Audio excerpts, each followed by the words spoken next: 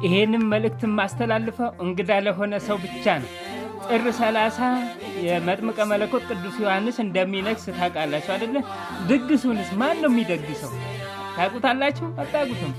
ለማታውቁት ነው የምታውቁት፣ ታውቁታላችሁ።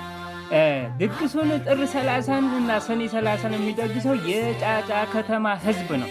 የጫጫ ከተማ ህዝብ እንጀራውን፣ በርበሬ፣ ወጥ ነክ፣ ሽሮ እንዲሁም ጠላም የሚሄደው ከየት ነው? ከጫጫ ከተማ ነው።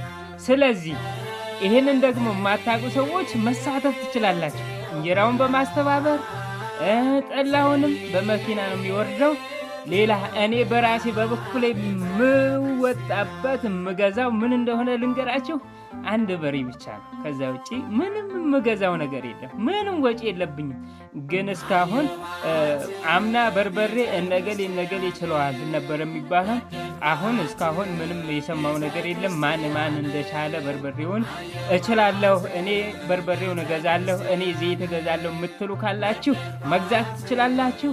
እንጀራውን አላውቅም። ለምን ሁሉም በየቤቱ ስለሆነ አዘጋጅቶ ከየቤቱ 5ም 10ም እንጀራ እያዋጣ እያመጣ አንድ ቦታ በተለይ ጊዮርጊስ ሰፈር እውነት መጥምቀ መለኮት ቅዱስ ዮሐንስ ጸጋውን ያብዛላችሁ፣ ባለው ላይ ጨምሮ ይስጣችሁ እላለሁ።